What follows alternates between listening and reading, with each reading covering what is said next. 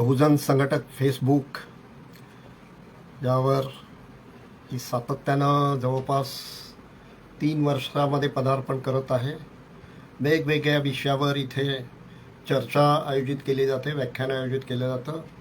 त्यामुळे या फेसबुक लाईव्हचे प्रमुख प्रबंधक राहुलजी खांडेकर आणि त्यांचे सर्व मित्रवर्ग या सर्वांना सविनय सप्रेम जय भीम। आणि आज जे या कार्यक्रमामध्ये सहभागी झालेले आहेत त्यांनाही सविनय सप्रेम जय भीम। आज नुकतंच 20 तारीख काल महाडच्या चौदार तळ्याचा संग्रामाचा दिवस काल साजरा झाला।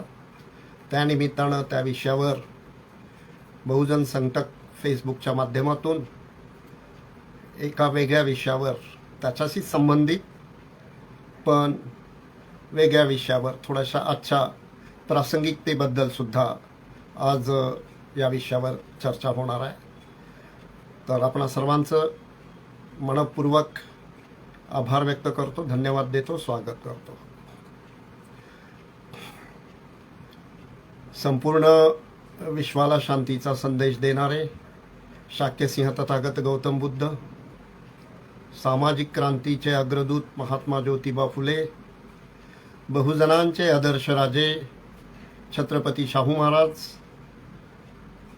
विश्वरत्न बोधिसत्व परमपूज्य डॉक्टर बाबासाहेब आंबेडकर आणि सर्व बहुजन महापुरुषांना, बहुजन मातांना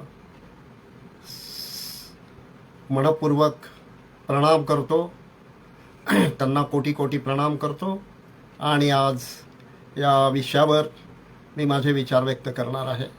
आपण सर्वजण या प्रसंगी उपस्थित आहात, आपणा सर्वांचं पुनश्च मनपूर्वक स्वागत करतो, धन्यवाद देतो, आभार मानतो।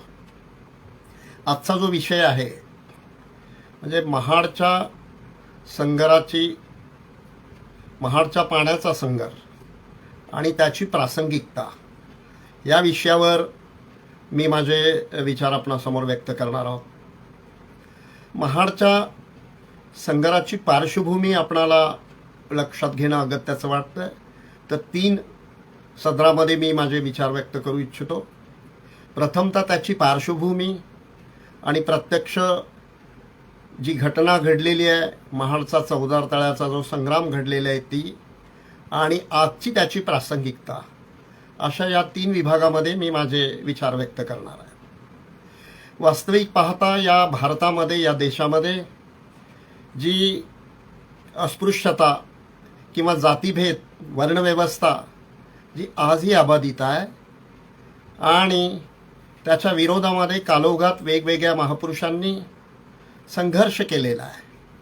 इथे भारतामध्ये सामाजिक व्यवस्था ती समतेवर, बंधुत्वावर, न्यायावर आधारलेली समाजव्यवस्था निर्माण करण्यासाठी अनेक महापुरुषांनी आपल्या कालावधीमध्ये संघर्ष केलेला आहे। आणि तरी आज हे जातीभेद, वर्णभेद, अस्पृश्यता आजही मोठ्या प्रमाणामध्ये पाहिली जाते। तर त्याची प्रासंगिकता आजसुद्धा तेवढीच महत्त्वाची आहे, त्या संघर्षाची प्रासंगिकता आजही महत्त्वाची आहे।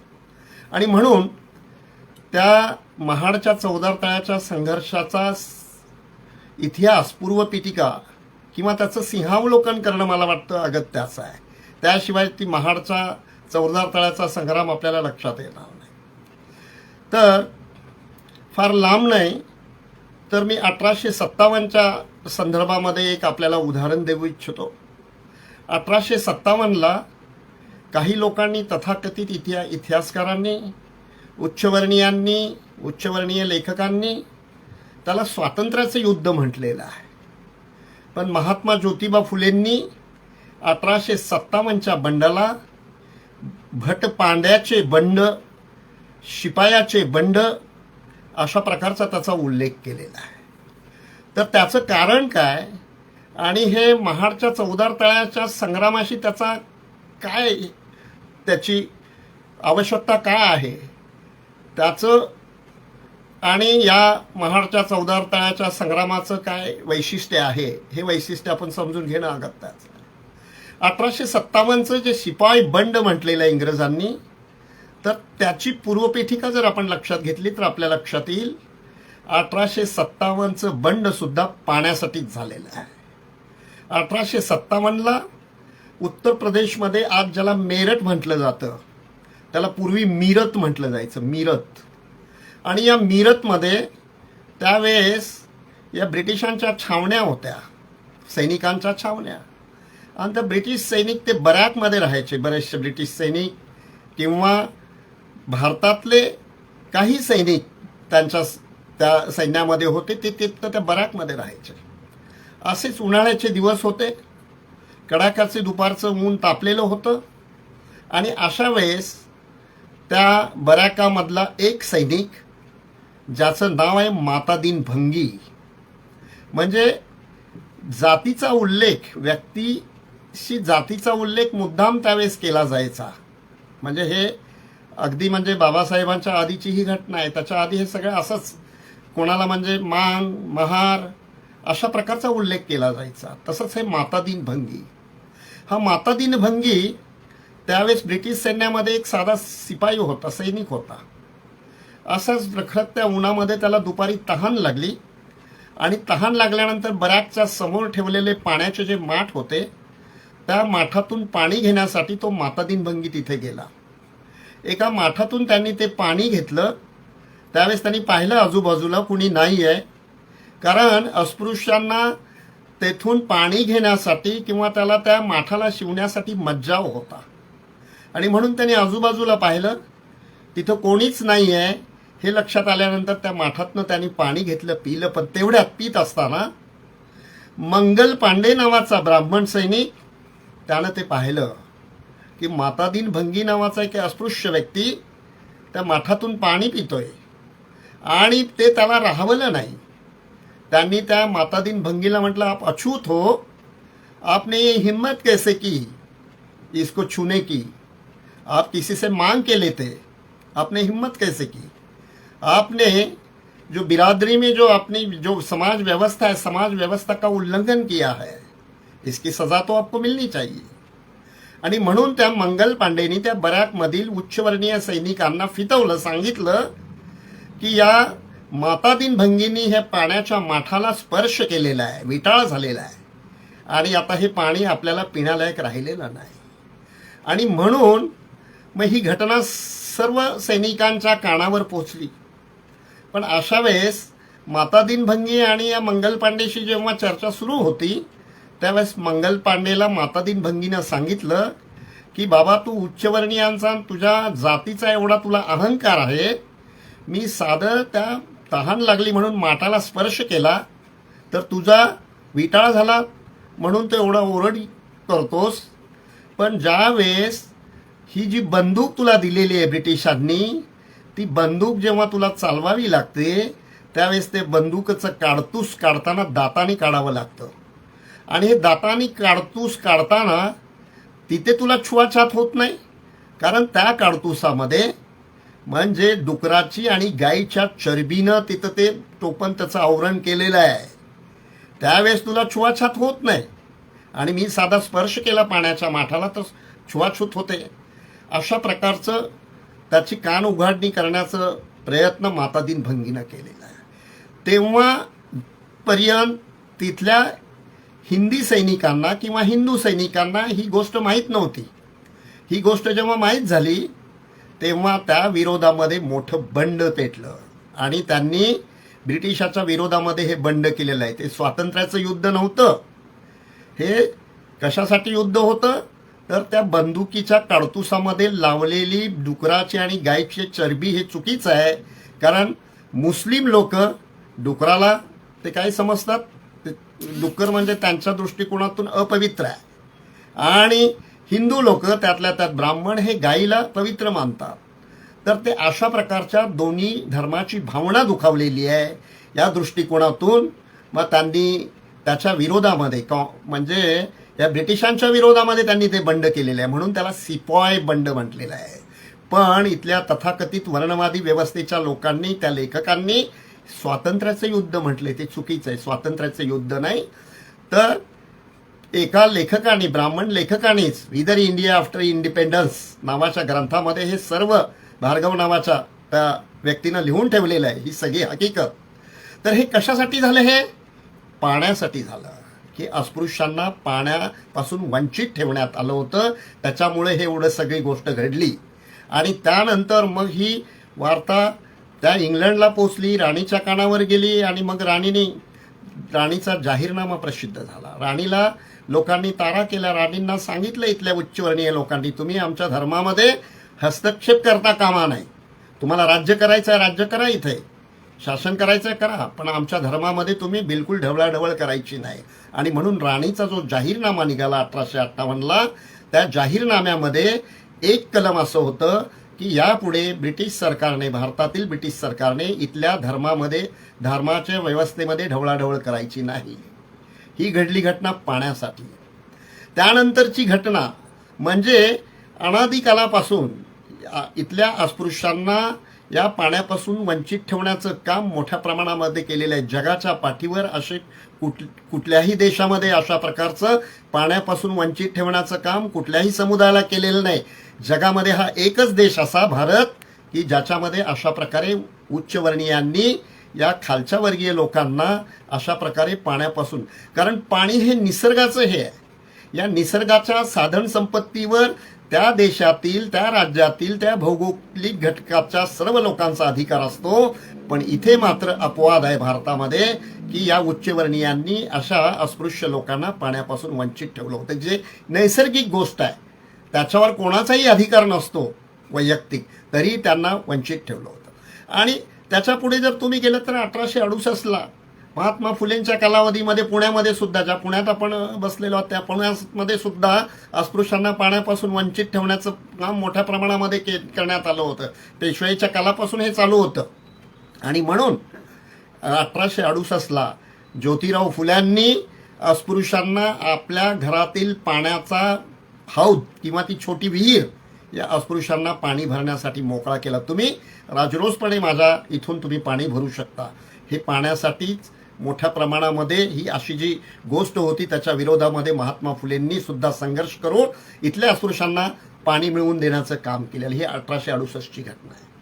त्याच्यानंतर आपण जर गेलो तर 1905च्या दरम्यानची, 1905-07च्या दरम्यानची घटना आहे. म्हणजे बाबासाहेबांना लहानपणी ज्यावेळेस बाबासाहेबांना त्या गाडीतून जायचं होतं त्यांच्या वडिलांना दापोलीला भेटण्यासाठी, तर तिथे सुद्धा त्या व्यक्तीनं बाबासाहेबांना पाणीपासून वंचित ठेवलेल्या, अक्षरशः बाबासाहेबांना तेथील गढूळ पाण्यावर आपली तहान भागवावी लागली. म्हणजे इतक्या कठोर पद्धतीनं, म्हणजे केवळ जात समजली तरी त्याला ते पाणी देता कामा नये, स्पर्श होता, अशा प्रकारची ही भावना, ही म्हणजे धार्मिक भावना, ही उच्चनीचतेची भावना मोठ्या प्रमाणामध्ये या माणसांमध्ये, भारतातील या निरनिराळ्या देशातील राज्यामध्ये जे उच्चवर्णीय स्वतःला समजतात त्यांच्या मानसिकतेमध्ये तशा पद्धतीने ती खोल घर करून ठेवलेली होती. ही एक घटना आहे. त्यानंतर बाबासाहेब 1912ला BA ची परीक्षा उत्तीर्ण झाल्यानंतर गायकवाडांनी त्यांना जी शिष्यवृत्ती सयाजीराव गायकवाडांनी दिली होती, तर त्या शिष्यवृत्तीच्या बदल्यामध्ये तुम्ही बाबा ते परीक्षा पास झाल्यानंतर तुम्ही माझ्या बडोदे संस्थानामध्ये येऊन तुम्हाला नोकरी करायला पाहिजे, अशा प्रकारचं त्यांनी एक कंडिशन घातली होती.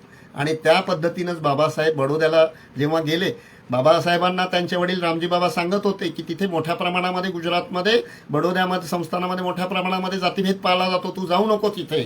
पण बाबासाहेबांना ती परतफेड करायची होती सयाजीराव गायकवाडांच्या मदतीची, आणि म्हणून ते तिथे गेले. आणि तिथेही त्यांना हाच एक उच्च विद्याविभूषित व्यक्ती बाबासाहेब तिथे गेल्यानंतर सुद्धा तिथला जो त्यांचा चपरासी पाण्यापासून वंचित ठेवायचा, पाण्याची स्वतःची तहान भागवायचं असेल तर बाबासाहेबांना उठून, मग स्वतः कोणी नसेल त्यावेळेस तिथं जाऊन ते पाणी प्राशन करावं लागायचं. त्यांच्यासाठी वेगळा माठ ठेवलेला होता.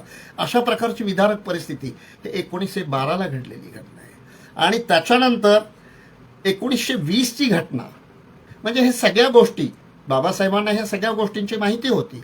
आणि म्हणून 1920ला म्हणजे हा जो महाडचा पाण्याचा जो संघर आहे त्याची ही पूर्वपीठिका आहे. का त्यांनी बाबासाहेबांनी हा संघर्ष केला तिथे, महाडला चौदार तळ्याचा संग्राम का छेडला, त्याची ही कारणं आहेत, त्याची ही पूर्वपीठिका आहे. त्यानंतर बाबासाहेबांनी 1920ला माणगावला जी परिषद शाहू महाराजांनी घेतली होती, त्या शाहू महाराजांच्या परिषदेमध्ये बाबासाहेबांना राष्ट्रीय नेतृत्व, बहुजन समाजाचं राष्ट्रीय नेतृत्व म्हणून उद्घोष शाहू महाराजांनी त्या माणगाव परिषदेमध्ये केला. आणि त्या माणगाव परिषदेच्या ठरावामध्ये एक ठराव असा आहे की त्यांनी आपल्या कारभारामध्ये, संस्थानामध्ये शाहू महाराजांनी सांगितलं होतं की अस्पृश्यांना किंवा या खालच्या जातीतील लोकांना या माझ्या संस्थानामधील सर्व पाणवठे, विहिरी त्यांना मोकळ्या केल्या जातील, तिथं त्यांना मज्जाव केले जाणार नाही आणि कायद्याने त्यांना पाणी घेण्यासाठी त्यांना ते मोकळे आहेत, अशा प्रकारचं त्यांनी एक फरमानच काढलेलं होतं. हे 1920ला पुनश्च ते त्यांनी जे 15 ठराव केलेले आहेत त्या ठरावामध्ये तो एक ठराव आहे 1920च्या या माणगावच्या परिषदेमध्ये. त्यानंतर 1920च्या नंतरची जी घटना आहे ते 1923ची घटना आहे. 23ला काय झालं की या मुंबईच्या लेजिस्लेटिव्ह काउन्सिलमध्ये सी.के. बोले नावाचे जे बाबासाहेबांचे जे मित्र होते, ते भंडारी समाजाचे, ओबीसी समाजाचे, त्यांनी त्या काउन्सिलमध्ये एक ठराव पारित केला होता की यापुढे या कुठल्याही या संस्थानामध्ये आपल्या मुंबई प्रदेशातील निरनिराळ्या जिल्ह्यामध्ये सार्वजनिक पाणवठे असतील, विहिरी असतील, हे अस्पृश्यांना उघड्या केल्या जातील, त्यांना तिथून पाणी भरण्यास मज्जाव केला जाणार नाही, अशा प्रकारचं बिल पारित करण्यात आलं होतं त्या काउन्सिलमध्ये. पण त्याची अंमलबजावणी अजूनपर्यंत झालेली नव्हती. 1927 पर्यंत त्याची अंमलबजावणी झाली नव्हती आणि म्हणून या सर्व गोष्टी बाबासाहेबांना माहीत होत्या. त्यानंतर 1924ला या विरोधामध्ये आपल्याला म्हणजे ही जातीयता जी आहे त्याचं जे विदारक स्वरूप आहे ते बदलण्यासाठी वेळोवेळी बाबासाहेबांनी वेगवेगळ्या युक्त्या योजलेल्या आहेत आणि म्हणून त्यांनी 1924ला 20 जुलै 1924ला बहिष्कृत हितकारिणी सभेची स्थापना बाबासाहेबांनी केली. तत्पूर्वी 1922ला ही घटना घडलेली आहे. 1922ला नागपूरच्या कस्तुरचंद पार्कला शाहू महाराजांची बहिष्कृत सभा झाली होती. त्या मोठ्या सभेमध्ये तिथे बाबासाहेबांना म्हणजे काही प्रमाणामध्ये विठ्ठलरामजी शिंदे वगैरे या 2-3 लोकांनी बाबासाहेबांना इथे विरोध करण्यासाठी किंवा जे त्यांचं जे नेतृत्व आहे ते नेतृत्व होता कामा नये आणि म्हणून अक्काजी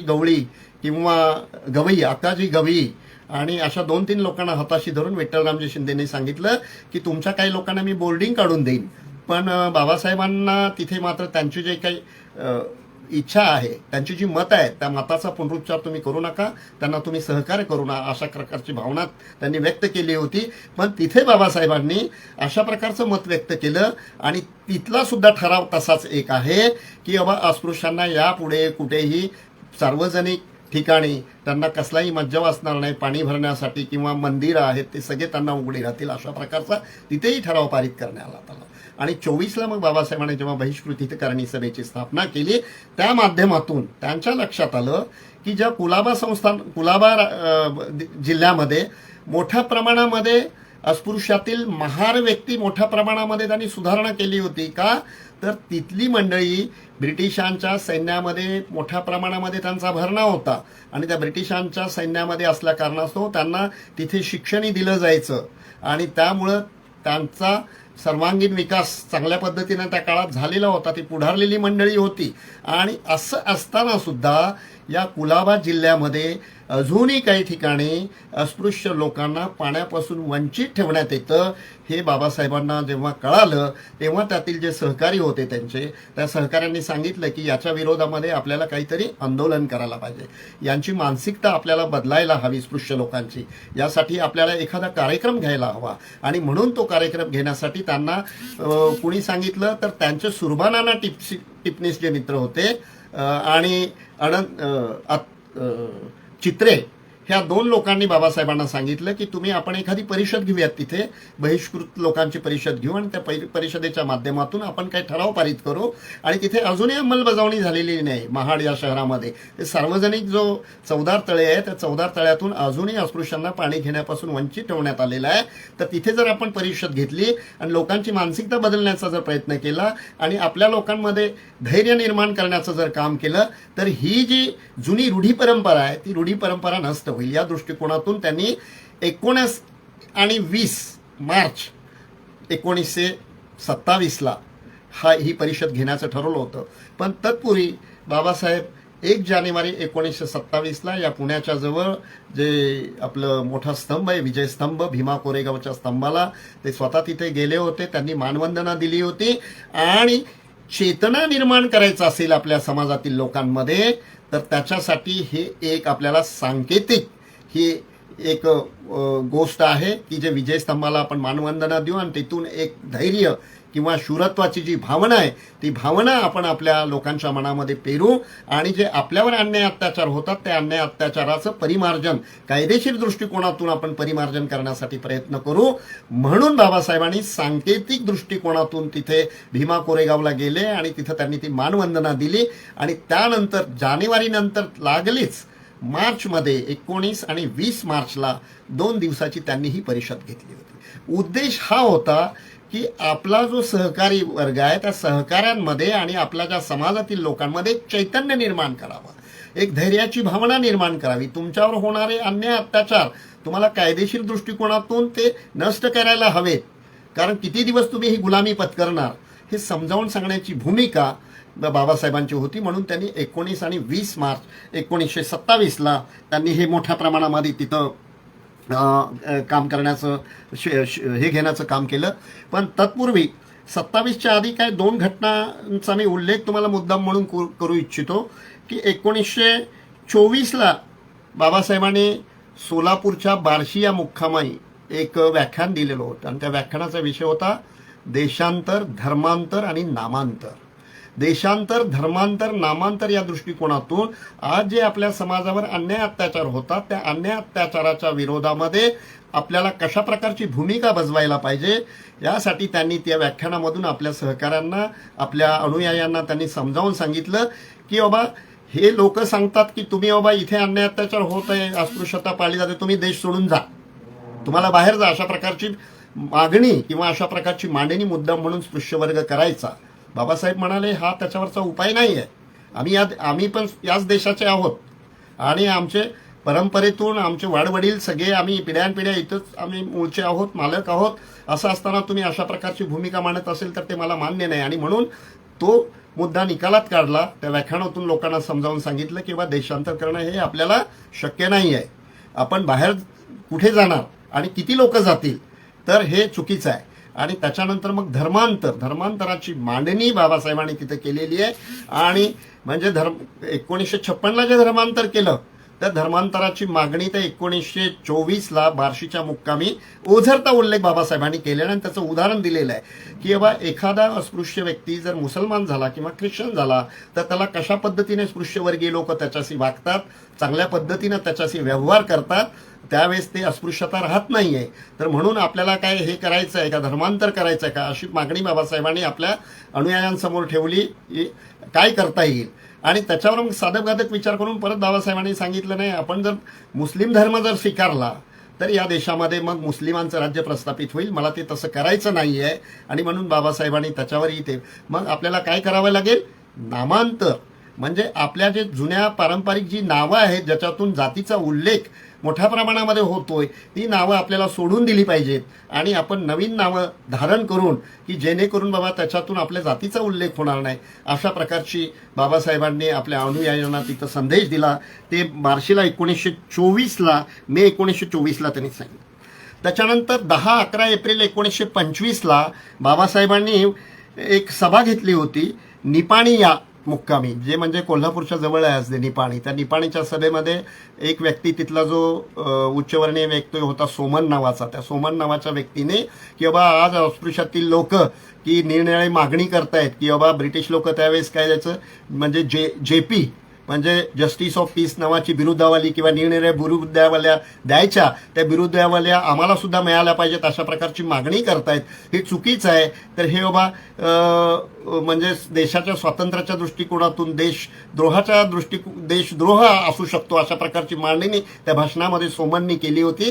तात्काळ बाबासाहेबांनी त्याच्या उपस्थितीमध्येच त्यांनी खडसावून सांगितलं की बाबा ज्यावेळेस आम्ही ही मागणी करतो आणि त्यावेळेस आम्हाला ह्या ज्या बाकीच्या सगळ्या गोष्टी तुम्ही भोगता आहात म्हणजे जे स्वातंत्र्य तुम्ही भोगतायत, निर्णय पदावर, मोठमोठ्या पदावर तुम्ही ब्राह्मण उच्चवर्णीय मंडळी आहात, आणि आम्हाला काय अशा प्रकारची जेव्हा आम्ही मागणी करतो, नोकरीच्या ठिकाणी मागणी करतो, या बाबतीत मात्र तुम्ही अटकाव करत आहात, हे चुकीचं आहे. अशा प्रकारचं खडसावून तिथं सांगितलं. आणि ते सांगत असताना बाबासाहेबांनी त्या काळात वैकोमचा जो सत्याग्रह चालू होता, त्या सत्याग्रहाचं उदाहरण बाबासाहेबांनी दिलेलं आहे.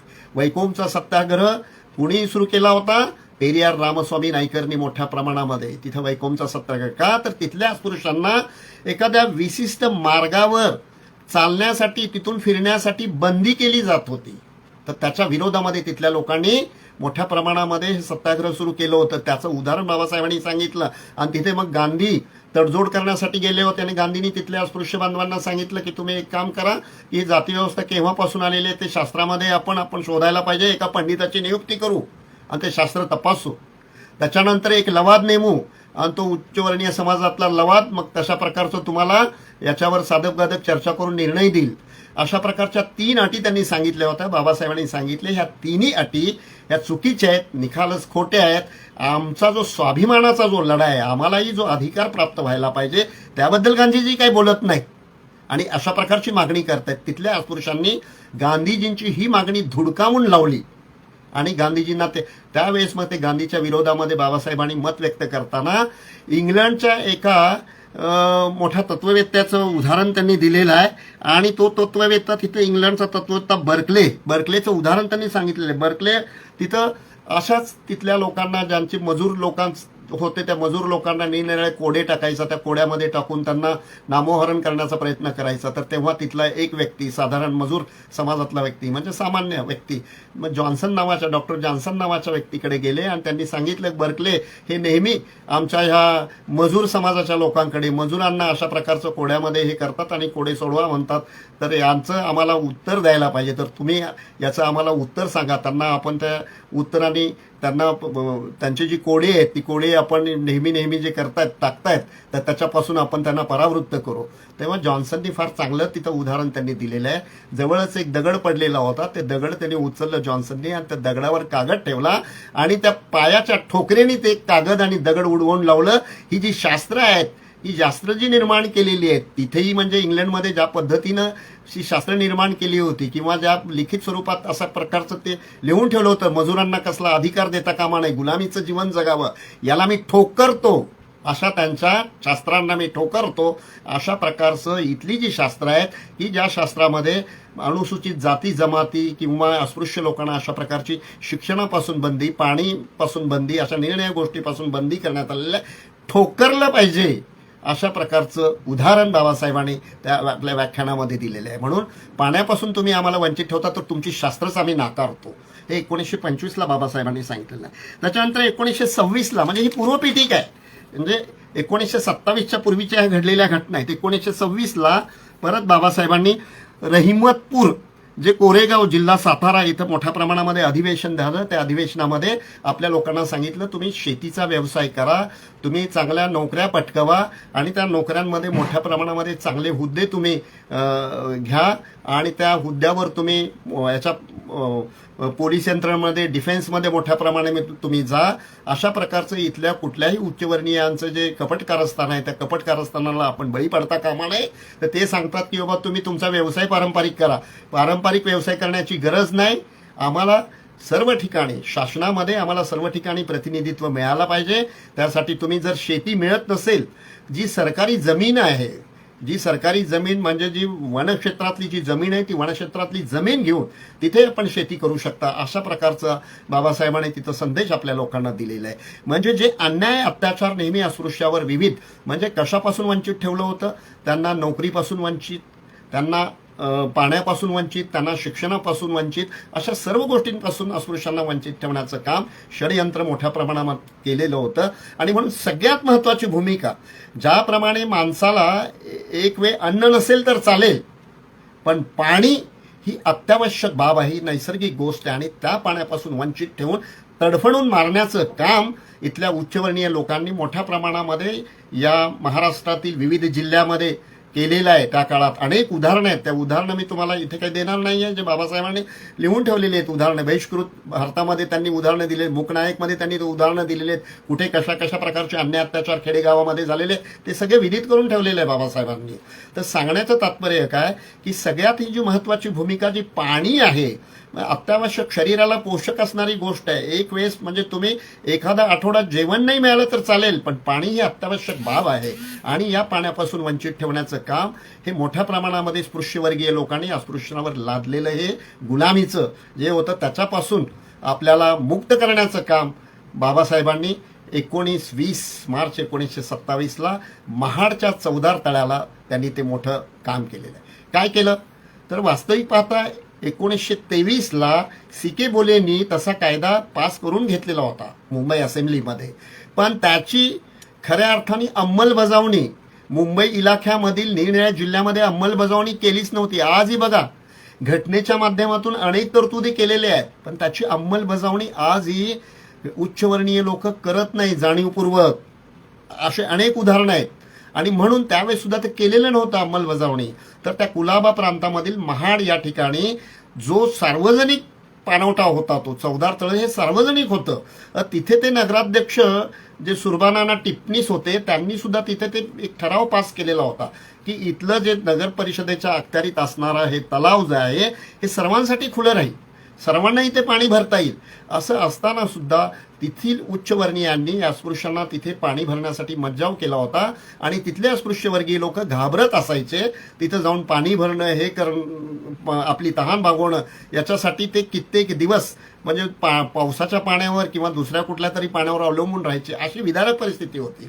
आणि या विरोधामध्ये आपण एक चैतन्य निर्माण करूयात, लोकांमध्ये जागृती निर्माण करूयात, अशा प्रकारचं सुरबानाना टिप्पणीसांनी बाबासाहेबांना सांगितलं.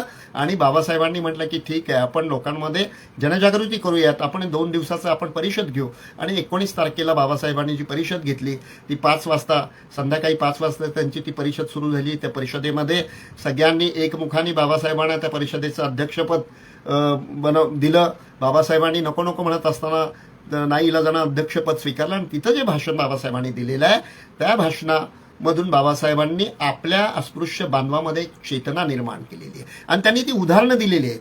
या प्रांतातील म्हणजे कोकणातील अनेक लोक इतकी सुशिक्षित होती त्या काळातील ब्रिटिशांच्या कालावधीमध्ये, फार चांगल्या प्रकारे त्यांचा म्हणजे सामाजिक स्तर जो उंचावलेला होता आपल्या समाजातील लोकांचा, तो सामाजिक स्तर नंतर ब्रिटिशांनी त्या आपल्या सैन्यामधून म्हणजे बेदखल करण्याचं काम ब्रिटिशांनी केलेलं आहे. कोणाच्या सांगण्यावरून, इथल्या स्पृश्य लोकांच्या सांगण्यावरून भरती त्यांनी बंद केली. आणि त्या भरतीच्या विरोधामध्ये तिथे महादेव गोविंद रानडे यांच्या मार्फत एक खलिता तयार करून निवेदन ब्रिटिश सरकारला दिलेलं होतं. आणि तिथे गोपाळ बुवा वलंकर या व्यक्तीनं ते काम केलं होतं. विटाळ वध्वंसन नावाचं त्यांनी ते पुस्तक लिहिलं होतं. त्यांनी तिथे आंदोलन बाबासाहेबांच्या आधी केलेलं होतं. आणि हे सगळं करत असताना सुद्धा ब्रिटिशांनी त्याची दखल म्हणावी तशी घेतलेली नव्हती. कारण काय 1858च्या नंतरची ही परिस्थिती बदललेली होती. सामाजिक याच्यामध्ये किंवा धार्मिक क्षेत्रामध्ये ढवळाढवळ करण्याचं काम ब्रिटिशांनी सोडून दिलेलं होतं. आणि म्हणून त्यांनी म्हटलं की बा हे त्यांची धार्मिक गोष्ट आहे, आपण कशाला हे करायचं. म्हणून तिथे अंमलबजावणी करण्याचं काम ब्रिटिशांनी केलेलं नव्हतं. तर ते अंमलबजावणी करण्यासाठी, भाग पाडण्यासाठी, सरकारला भाग पाडण्यासाठी ती परिषद बाबासाहेबांनी 19 तारखेला घेतली. त्या परिषदेमध्ये 33 ठराव पारित करण्यात आलेले आहेत. आणि त्या 33 ठरावापैकी म्हणजे गट क्रमांक 1, गट क्रमांक 2, गट क्रमांक 3, गट क्रमांक 4 असे गट क्रमांक बनवले होते. आणि त्यात ते ठराव होते. तर गट क्रमांक 2 मधले जे पहिले 2 ठराव फार महत्वाचे आहेत. ते 2 ठरावामध्ये त्यांनी सांगितलेलं आहे की सार्वजनिक ठिकाणी जे पाणवटे आहेत, तलाव आहेत, देवालय आहेत, अशा ठिकाणी अस्पृश्यांना मज्जाव करता कामा नये. जे पारित केलेलं आहे याच्यामध्ये मुंबई विधानसभेमध्ये, हल्ली आपण विधानसभा म्हणतो त्यावेळेस असेंब्ली कौन्सिल म्हटलं जायचं, त्याच्यामध्ये जो पारित केलेला ठराव आहे त्याची अंमलबजावणी करायला पाहिजे, अशा प्रकारची भूमिका त्या ठरावाच्या माध्यमातून मांडलेली आहे. आणि एवढंच नव्हे तर जिथे कुठे शिक्षणाच्या क्षेत्रामध्ये सुद्धा त्यांनी बंदी करता कामा नये, अशा प्रकारचे गट 2 मधले 2 ठराव फार महत्वाचे आहेत की जे 19 मार्च 1927ला पुनश्च ते ठराव पारित करण्यात आलेले आहेत. आणि त्याच्यानंतर मग तिथे अंमलबजावणी प्रत्यक्षात करण्यासाठी सुरबानाना टिप्पणीसांनी तिथल्या अधिकाऱ्यांना वगैरे सांगितलं, पण तिथले नगर परिषदेचे अधिकारी मात्र ते अंमलबजावणी करत नव्हते. उलट त्यांनी सुरभानाना टिपणीस हे नगराध्यक्ष असताना तिथे अस्पृश्य लोकांनी सांगितलं की तो ठराव पाठीमागे घ्या तुम्ही. ना इलाज असतो तो ठराव त्यांना पाठीमागे घ्यावा लागला होता आणि म्हणून त्याच्या विरोधामध्ये हे सगळं होतं. हे कशासाठी संघर्ष होता? तर आत्मसन्मानासाठी हा संघर्ष होता, केवळ पाण्यासाठी म्हणून संघर्ष नाही. बाबासाहेबांनी तिथं जे भाषण केलेलं आहे ते भाषण फार महत्वाचं आहे आणि त्या भाषणाचं 20 मार्च 1927ला जे भाषण दिलेलं आहे त्या भाषणाचा गर्भित अर्थ असा आहे की बाबासाहेब सांगतात की तुमचा जागृतीचा विस्तव कधी विझू देऊ नका. म्हणजे तुमच्यामध्ये जी जागृती चैतन्य निर्माण मी करत आहे कशासाठी? तुमच्या आत्मसन्मानाच्या विरोधामध्ये. आत्मसन्मान तुमचा ठेचला जातोय, तुम्हाला आत्मसन्मानाची वागणूक दिली जात नाहीये. पाणी तुम्हाला भरून देणं म्हणजे तुमचा आत्मसन्मान, तिथं त्या सन्मानाला ठोकर देणे, अशा प्रकारची भूमिका बाबासाहेबांनी मांडली. जागृतीचा विस्तव म्हणजे कशाचा? आत्मसन्मानाचा तो विस्तव आहे, आत्मसन्मान आहे तो. आत्मसन्मानाला ठेच पोचता कामा नये, तो खरा संघर्ष आहे आमचा. आणि म्हणून बाबासाहेबांनी एके ठिकाणी म्हणलेले self respect is more important than the material gain. Our struggle is for self respect and not for the economic progress alone. आमचा जो संघर्ष आहे तो आत्मसन्मानासाठी, स्वाभिमानासाठी संघर्ष आहे.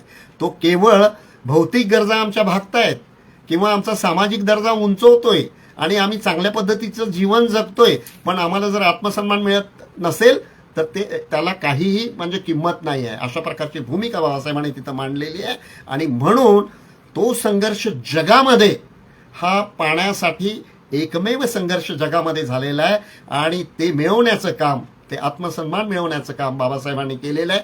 दुसऱ्या दिवशी जेव्हा ठरवलं होतं की आता आपण दुसऱ्या दिवशी, आज तर आपण ठराव पारित केलेले, प्रत्यक्षात आपण जाऊया तर तलावावर आणि तिथं जाऊन आपण पाणी प्राशन करून, ओंजळ घेऊन आपण प्राणी प्राशन करू आणि सांकेतिक दृष्टिकोनातून आपल्या अनुयायांना, अस्पृश्य बांधवांना आपण त्यांच्यामध्ये चैतन्य निर्माण करू, निर्भीडपणा निर्माण करू की तुम्हालाही पाणी पिण्याचा अधिकार आहे. इथल्या कुत्र्या मांजरांना, जनावरांना जर इथं पाणी पिण्याचा अधिकार आहे तर तुम्ही माणसं आहात, तुम्हाला मात्र तो अधिकार का नाही प्राप्त व्हावा? याच्यासाठी बाबासाहेब स्वतः मिरवणूक काढून तिथे दुपारी पोहोचले. त्या 20 मार्च 1927ला चौदार तळ्याला. आणि बाबासाहेब स्वतः जाऊन म्हणजे अग्रक्रमाने ते ओंजळीमध्ये पाणी घेतलं, ते प्राशन केलं. नंतर त्यांच्या सर्व सहकार्यांनी ते पाणी प्राशन केलं आणि अगदी सनदशीररित्या, कायदेशीररित्या बाबासाहेबांनी हे आंदोलन चालवलं होतं. पण स्पृश्यवर्गीय लोकांनी, की ज्यांना हे बघवलं नव्हतं की एवढ्या वर्षानुवर्षाची गुलामी सहन करणारे लोक आज ते उठून उभे राहतात आणि स्वतःचा आत्मसन्मान त्यांच्यामध्ये जागृत झालेला आहे. उद्या मग हे आपली गोष्ट, आपली गुलामी करणार नाहीत.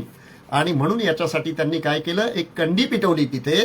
तिथलं वीरेश्वर नावाचं जे मंदिर होतं, त्या मंदिरचा जो प्रमुख पुजारी होता, गुरव, त्या गुरुवानी असं लोकांमध्ये अशी कंडी पिरवली की बाबा हे लोक सगळी जे अस्पृश्यवर्गीय लोक आपल्या या मंदिरामध्ये येतात आणि मंदिरामध्ये विटाळ करणार आहेत, तर आपण सर्वांनी लाठाकाठ्या सज्ज झालं पाहिजे, त्यांचा प्रतिकार केला पाहिजे.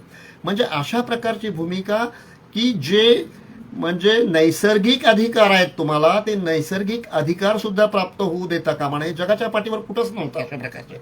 म्हणजे अगदी परदेशामध्ये काळा गोरा भेद होता, पण अशा प्रकारचं पाण्यापासून वंचित ठेवण्याचं जगाच्या पाठीवर कुठंच नव्हतं अशा प्रकारचं.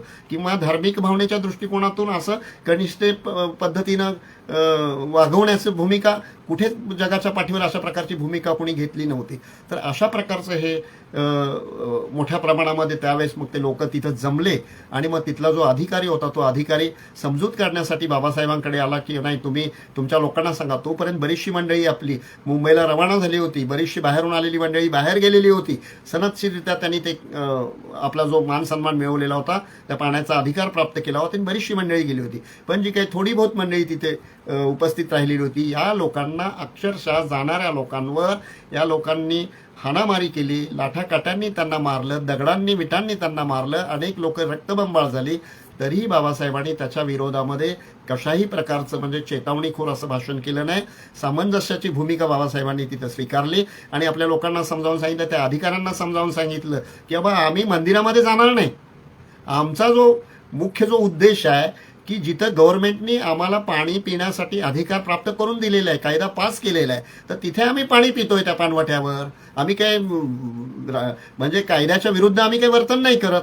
तर अशा प्रकारची भूमिका समजावून सांगत असताना तिथला जो अधिकारी होता, म्हणजे जो SP होता, सुपरिटेंडंट ऑफ पोलीस किंवा तिथला तहसीलदार होता, यांनी तिथं बघ्याची भूमिका घेतली. त्यांनी तिथं त्या लोकांना, जर तिथल्या स्पृश्य लोकांवर जे कारस्थान करणारे आहेत, ते हाणामारी करणारे आहेत, त्यांच्यावर त्यांनी FIR वगैरे नोंद नाही केली, त्यांच्या विरोधात कुठल्याही प्रकारची भूमिका त्यांनी तिथं घेतलेली नाही. अशा प्रकारची तिथल्या परिस्थिती असताना सुद्धा मग नंतर काही बाबासाहेबांच्या सहकारीने वगैरे त्याच्या विरोधामध्ये, म्हणजे चित्र्यांनी किंवा सुरभा नाना टिपणीसांनी मग पोलिसांमध्ये कोर्टामध्ये केस टाकलेली आहे. आणि ती कोर्टामध्ये केस टाकल्यानंतर त्याचा निकाल तब्बल 10 वर्षानंतर लागला आणि ते बाबासाहेबांच्या बाजूने तो निकाल लागलेला आहे. सांगण्याचं तात्पर्य काय, हे जे संघर्ष आहे, या संघर्षाच्या माध्यमातून नवचैतन्य निर्माण करण्याचं काम आपल्या समाजामध्ये, किंवा तुमचे जे माणुसकीचे अधिकार आहेत, पाण्यासाठी म्हणून नाही, पाणी आम्हाला आज नाही तरी उद्या मिळेल, दुसरीकडे मिळेल, पण हे जे तुम्हाला जे अमानवतेच्या दृष्टिकोनातून वागणूक दिली जाते कित्येक पिढ्यानपिढ्यापासून, त्याच्या विरोधामध्ये तुम्ही उभं राहिलं पाहिजे.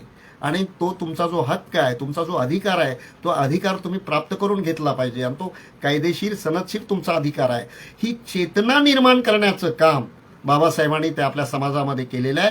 आणि म्हणून हे जे चौदार तळ्याचा संघर्ष जो आहे, तो केवळ नुसतं पाण्यासाठी म्हणून नाही आहे, तर आत्मभान निर्माण करण्यासाठी, तुमचा स्वाभिमान जागृत करण्यासाठी, त्याच्यासाठीचा हा संघर्ष आहे. जगाच्या पाठीवर त्याला तोड नाही, अशा प्रकारचा हा निराश्रित, अशिक्षित अशा लोकांमध्ये स्वाभिमान निर्माण करण्याचं काम एका प्रसंगाच्या माध्यमातून बाबासाहेबांनी केलेलं आहे. आता त्याची प्रासंगिकता आज आहे का, तर मी निश्चित म्हणेन हो. आज 19व्या, 20व्या, 21व्या शतकामध्ये अनेक प्रसंग घडलेले आहे. अनेक महाराष्ट्र, ज्याला आपण पुरोगामी राष्ट्र म्हटलं जातं, राज्य म्हटलं जातं, त्या पुरोगामी राज्यांमध्ये सुद्धा, म्हणजे मराठवाड्याच्या ठिकाणी किंवा निरनिराळ्या शहराच्या खेडेगावामध्ये आजही वेगवेगळ्या पद्धतीनं वागणूक दिली जाते. पाण्यापासून वंचित ठेवण्यात होतं की तुम्ही वेगळ्या याच्यावर पाणी भरा, सांगण्यात होतं मुद्दाम म्हणून. म्हणजे आज ही मानसिकता लोकांची बदललेली नाही आहे. आणि त्याच्यासाठी 20व्या शतकामध्ये त्याच्या विरोधामध्ये इथला एक आढाव, डॉक्टर बाबा आढाव, एक गाव एक पानवटा नावाचं त्यांनी एक मोठ्या प्रमाणामध्ये एक आंदोलन चालवलं की काय, खेडेगावामध्ये आज सुद्धा अस्पृश्यांना पाणी भरण्यात येत नाही, तिथला स्पृश्य वर्ग त्यांना अटकाव करतोय. तर तिथं सामंजस्याच्या दृष्टिकोनातून एकच पाणवठा निर्माण करून सगळ्यांनी तिथून पाणी भरलं पाहिजे, उच्चनिस्तेची भावना टाकून दिली पाहिजे. अशा प्रकारचं बाबा आढावांनी मोठ्या प्रमाणामध्ये या 20व्या 21व्या शतकामध्ये त्यांनी ते काम, पण तिथेही त्यांना म्हणावं तसं यश प्राप्त झालेलं नाहीये. आज तुम्हाला म्हणजे 2-3 उदाहरणं मी तुम्हाला देतो. आत्ता नुकतीच घडलेली उदाहरणं आहेत. म्हणजे मध्य प्रदेशामध्ये एका खेडेगावामध्ये आज सुद्धा चमार लोकांना तिथं ते त्यांचे जे वेगवेगळे पाण्याचे जे हँडपंप आहेत ते वेगवेगळे आहेत. त्यांच्या वस्त्यामध्ये वेगळा हँडपंप आहे. तिथं जर पाणी बंद झालं तर दुसऱ्याच्या मोहल्ल्यामध्ये जाऊन त्यांना पाणी भरता येत नाही. आजही मध्य प्रदेशमध्ये ती अवस्था आहे. एवढंच नव्हे तर गुजरातमध्ये, ज्या गुजरातमधून प्रधानमंत्री नरेंद्र मोदी आलेले आहेत, त्यांच्या त्या जिल्ह्यातील एका खेडेगावामध्ये आज सुद्धा यूट्यूबवर ते सगळं तुम्ही पाहू शकता की आज त्या खेडेगावामध्ये तिथला अस्पृश्य वर्ग तिथल्या त्या विहिरीवर पाणी केव्हा भरतोय की तिथले स्पृश्यवर्गीय सगळे पाणी भरल्यानंतर मग ते केव्हा तरी जाणार, मग ते कदाचित रात्रीही असेल, अशा रात्रीच्या काळी ते मग ते ह्याच्याने पोहऱ्याने स्वतःचा पोहरा तयार करायचा, ते पाणी काढायचं मी. अशा प्रकारची आज ही परिस्थिती त्या गुजरातमध्ये आहे. गुजरात मॉडेल म्हटलं जातं. आज ही तिथे परिस्थिती आहे. एवढंच नव्हे तर छत्तीसगडमध्ये सुद्धा आज ही तशीच परिस्थिती आहे. छत्तीसगडमध्ये निरनिराळ्या आदिवासी बाहुल्य क्षेत्रामध्ये आज सुद्धा आदिवासींना किंवा अस्पृश्यांना तिथं पाणी भरण्यासाठी आजही त्यांचे वेगवेगळे म्हणजे ते हँडपंप किंवा वेगवेगळे हे तयार केलेले आहेत. तिथंच त्यांनी पाणी भरायचं. स्पृश्य लोकांच्या इथं जाऊन पाणी भरता येत नाही. आजही 21व्या शतकामध्ये ही विदारक परिस्थिती आहे. म्हणजे मानसिकता जी 1920ची जी मानसिकता होती महाराष्ट्रातली, तीच मानसिकता आज देशभरातल्या निरनिराळ्या राज्यांमध्ये आज तुम्हाला पाहावयास मिळते. उत्तर प्रदेशमध्ये सुद्धा तीच गोष्ट आज सुद्धा तुम्हाला पाहायला मिळते. उत्तर प्रदेशमधल्या म्हणजे काही जिल्ह्यांमध्ये अशा प्रकारची परिस्थिती आहे की तिथे उच्चवर्णीय म्हणजे राजपूत लोकांचं प्राबल्य आहे किंवा ठाकूर लोकांचं जिथं प्राबल्य आहे तिथं तुम्हाला तिथं पाणी भरण्याला मज्जाव केला जातो. आजही तिथं आहे ही परिस्थिती. म्हणजे त्याची प्रासंगिकता आज सुद्धा तेवढीच महत्वाची आहे. त्या आंदोलनाची जे बाबासाहेबांनी जे आंदोलन केलं पाण्याच्या विरोधामध्ये, त्याची प्रासंगिकता आज सुद्धा तितकीच भयावह आहे. ही मानसिकता बदललेली नाही आहे इथल्या स्पृश्य लोकांच्या मनात. ही मानसिकता जेव्हा बदलेल तेव्हा खऱ्या अर्थानं आपल्याला या मागासवर्गीय लोक म्हणजे अस्पृश्य लोकांना खऱ्या अर्थानं न्याय मिळू शकेल. तर ही मानसिकता बदलण्याचं जरी राज्यघटनेमध्ये तरतूद केलेली आहे बाबासाहेबांनी, अशा प्रकारची वागणूक जर अस्पृश्यांच्या विरोधामध्ये जर तुम्ही केलेली तर त्याच्या विरोधामध्ये कठोर कायदेशीर कारवाई करण्याचा त्याच्यामध्ये कलम बाबासाहेबांनी टाकलेला आहे राज्यघटनेमध्ये सुद्धा. तरी सुद्धा 1920ला जे तहसीलदार त्या काळामध्ये तिथं कुलाब्यामध्ये होते किंवा तिथला जो SP अधिकारी होता, ज्या प्रकारची त्यांनी बघ्याची भूमिका तिथं घेतली, आज सुद्धा निरनिराळ्या राज्यातल्या निरनिराळ्या खेडेगावामध्ये सुद्धा तिथले अधिकारी बघ्याचीच भूमिका घेतात. विरोधामध्ये मात्र ते कठोर कारवाई करत नाहीत अशा लोकांच्या विरोधामध्ये. उलट ते समजावण्याची भूमिका कोणाला करतात, ते SC वर्गातील लोकांना तुम्ही सामंजस्याची भूमिका स्वीकारा अशा प्रकारचं त्यांनाच समजावून सांगण्याचा प्रयत्न करतात. म्हणजे आज सुद्धा जो संघर्ष आहे, पाण्याचा संघर्ष आज सुद्धा तसाच चालू आहे, पण त्याची विदारकता कमी असू शकेल. त्यावेळेस विदारकता त्याची जास्त होती, आज त्याची विदारकता कमी असू शकेल, पण आहे ती प्रासंगिकता आपण नाकबूल करू शकणार नाही. तर अशा प्रकारची जी परिस्थिती आहे आणि म्हणून हा जो संघर्ष आहे म्हणजे महाडच्या 14 तळाचा जो संघर्ष आहे तो आपण जेव्हा प्रत्येक वर्षी साजरा करतो तर त्याला तितकंच महत्त्व आहे आज सुद्धा. कारण ते आत्मभान निर्माण करण्याचं काम म्हणजे आपल्या विरोधामध्ये म्हणजे उच्चनीचतेच्या भावनेनं आपल्याला आज वागवलं जातं, त्याच्या विरोधामध्ये सक्षमतेनं उभं राहण्यासाठी आणि त्याच्या विरोधामध्ये आत्मभान ठेवून आपण वागलं पाहिजे, त्याच्या विरोधामध्ये कायदेशीररित्या कारवाई करायला पाहिजे, ही चेतना निर्माण करण्यासाठी आज ही तो उत्सव आपण जो जेव्हा साजरा करतो त्याला तितकंच महत्त्व प्राप्त होत आहे. आणि म्हणून आज कालच आपण बऱ्याच लोकांनी तो 20 मार्च 1927चा जो प्रसंग आहे त्या प्रसंगाच्या अनुसाराने काल बऱ्याच लोकांनी तो दिवस साजरा केलेला आहे. तो दिवस आजही तितकाच महत्त्वाचा आहे. आणि म्हणून हे याच्यामध्ये सगळ्यात महत्त्वाचं काय आहे तर बाबासाहेबांनी जे सांगितलेलं आहे, जागृतीचा विस्तव कधी विझू देऊ नका. हा जागृतीचा विस्तव म्हणजे जागृती कशाची तर तुमच्या समाजामध्ये निरनिराळे प्रश्न आहेत, शैक्षणिक प्रश्न आहे, तुमच्या विरोधामध्ये अस्पृश्यतेचा प्रश्न आहे, तुम्हाला अस्पृश्यतेने म्हणून आजही वागवलं जातं तो प्रश्न आहे, तुमचे राजकीय प्रश्न आहेत, तुमचे आर्थिक प्रश्न आहे. बऱ्याच ठिकाणी खेडेगावामध्ये जर आपण अशा प्रकारचा उठाव केला तर त्याची रोजंदारी त्याला मिळू देत नाही, याला म्हणजे काम देऊ नका किंवा यांना एखाद्याच्या दुकानावर काही वस्तू हव्या असतील तर तिथं मज्जाव केला जातो. आजही खेडेगावामध्ये महाराष्ट्रातल्या पुरोगामी म्हणणाऱ्या खेडेगावामध्ये आज यावस्थेत बहिष्कार टाकला जातो. तर अशा प्रकारची परिस्थिती आज सुद्धा मोठ्या प्रमाणामध्ये आपल्याला पाहायला मिळतं. आणि म्हणून एका नेत्याने आंबेडकरी चळवळीतल्या एका नेत्याने म्हटलं होतं की इस देश में 2 प्रकार की पुलिस होती है. 2 प्रकार की पुलिस कौन सी? एक सामाजिक पुलिस और एक सरकारी पुलिस. सामाजिक पुलिस उनको कहा जाता है कि जो उच्च नीचते की भावना बरकरार रखने के लिए जो कार्यरत रहता है, त्या खेड्यातला किंवा त्या शहरातला जो व्यक्ती आहे तो व्यक्ती ही उच्च नीचतेची म्हणजे अस्पृश्यतेची भावना जोपासण्याचं काम करतात. हे त्याला त्यांनी काय म्हटलेलं आहे? सामाजिक पोलीस म्हटलेलं आहे. हे सामाजिक पोलीस आहे. आणि म्हणून खैरलांजीमध्ये हा सामाजिक पोलीस त्यांनी ते काम केलं, अन्याय अत्याचार केला महाराष्ट्रामध्ये. त्याचा मुकाबला करायचा असेल, त्याच्या विरोधामध्ये आपल्याला आपल्या स्वातंत्र्य आपल्याला मिळवून घ्यायचं असेल आणि आपल्याला न्याय मिळवून घ्यायचा असेल, जर सरकारी पोलीस आहे, सरकारी पोलीस म्हणजे जे पोलीस यंत्रणा आहे, सरकारी पोलीस यंत्रणा, त्या सरकारी पोलीस यंत्रणेचा उपयोग आपल्याला करता येऊ शकतो. आणि त्या सरकारी यंत्रणेचा पोलीस यंत्रणेचा उपयोग आपण तेव्हा करू शकतो जेव्हा राजकीय सत्ता तुमच्या हातामध्ये असेल.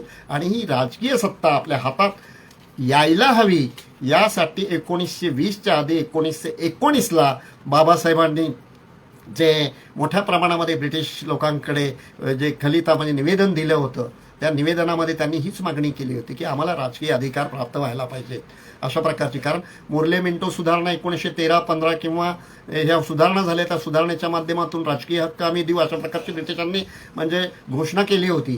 त्या घोषणेच्या अनुषंगाने बाबासाहेबांनी 1919ला आणि ब्रिटिश सरकाराकडे मग मागणी केली की आम्हाला राजकीय अस्तित्व आमचं निर्माण झालं पाहिजे, राजकीय आम्हाला हक्क मिळाला पाहिजे. त्या राजकीय हक्काच्या माध्यमातून आमचे जे प्रश्न आहेत ते आमचे प्रश्न आम्ही सोडून घेऊ शकतो. आजही आपल्याला आपले निरनिराळे प्रश्न आहेत, राजकीय स्थित्यंतर नसल्या कारणास्तव ते प्रश्न आजही आपले अनुत्तरित आहेत. तर त्या अनुत्तरित प्रश्नांना आपल्याला जर उत्तर आपल्याला शोधून काढायचं असेल, परिमार्जन करायचं असेल आपल्या दुःखाचं, तर आपल्याला चेतना निर्माण करण्यासाठी असे जे कार्यक्रम आहेत, जे 20 मार्च 1927चा बाबासाहेबांनी जो संघर्ष आहे तो सातत्यानं प्रत्येक वर्षी नव्हे तर प्रत्येक दिवशी मला वाटतं तो आपण दिवस साजरा करायला पाहिजे, की ज्या दृष्टिकोनातून लोकांना आपल्या समाजामध्ये आत्मभान निर्माण होईल आणि नुसतंच आत्मभान नाही तर आपल्यामध्ये जागृती निर्माण होऊन आत्मसन्मान निर्माण होईल. आणि ही आत्मसन्मानाची खरी चळवळ आहे. फुले शाहू आंबेडकरांची चळवळ ही आत्मसन्मानाची चळवळ आहे. केवळ म्हणजे अधिकार तुटपुंजे अधिकार प्राप्त करण्यासाठी किंवा आपले भौतिक सुख प्राप्त करण्यासाठी म्हणून ही चळवळ नाही, ही आत्मसन्मानाची चळवळ आहे. आम्हाला सुद्धा तुम्ही माणूस म्हणून इतरांनी वागवलं पाहिजे. आम्ही तुमच्याच कृतीचे तुमच्या लायकीचे आहोत. हे जोपर्यंत या समाजामध्ये होणार नाही तोपर्यंत या समाजामध्ये समता, स्वातंत्र्य, बंधुत्व, न्याय जे घटनेच्या माध्यमातून जे बाबासाहेबांनी अभिवचन दिलेलं आहे ते प्रत्यक्षात उतरणार नाही या समाजामध्ये. आणि ते जर आपल्याला करायचं असेल तर असे प्रसंग जे बाबासाहेबांनी हा जो संघर्ष चालवलेला आहे तो संघर्ष न भूतो न भविष्य, ते जगाच्या पाठीवर त्याला तोड नाही. आणि तिथूनच खऱ्या अर्थानं बाबासाहेबाच्या संघर्षाची सुरुवात झालेली आहे. बाबासाहेबांनी अनेक लढे नंतर जे दिलेले आहेत, राजकीय हक्काच्या याच्यामध्ये, शैक्षणिक दृष्टिकोनातून, निरनिराळ्या क्षेत्रामध्ये बाबासाहेबांनी जो संघर्ष केलेला आहे त्या संघर्षाची सुरुवात हे 1920 पासून झालेली आहे. आपलं 1920, 1927, 1920ला बाबासाहेबांना नेतृत्व प्रदान करण्यात आलं आणि ते नेतृत्व, परिपक्व नेतृत्व बाबासाहेबांनी या 20 मार्च 1927ला दाखवून दिलं की समाजामधलं परिपक्व नेतृत्व मी आहे आणि माझ्या पाठीमागे आपण तुम्ही चालावं. आणि अशा प्रकारचं बाबासाहेबांनी अनुयायांना समजावून सांगण्याचं काम केलेलं आहे. तर ही प्रासंगिकता आज सुद्धा आहे आणि म्हणून त्या पद्धतीनं आपण आत्मसन्मान जागृत करण्यासाठी, कारण हे वाक्य फार महत्त्वाचं आहे बाबासाहेबाचं, की हे वाक्य जे आहे जागृतीचा विस्तव आपण कधीही विजू देता कामा नये. आणि 365 दिवस आपण आपल्या समाजामध्ये जागृती निर्माण करण्याचं काम, आत्मसन्मान निर्माण करण्याचं काम मला वाटतं या आजच्या या 20 मार्चच्या दृष्टिकोनातून आपण करत आहोत.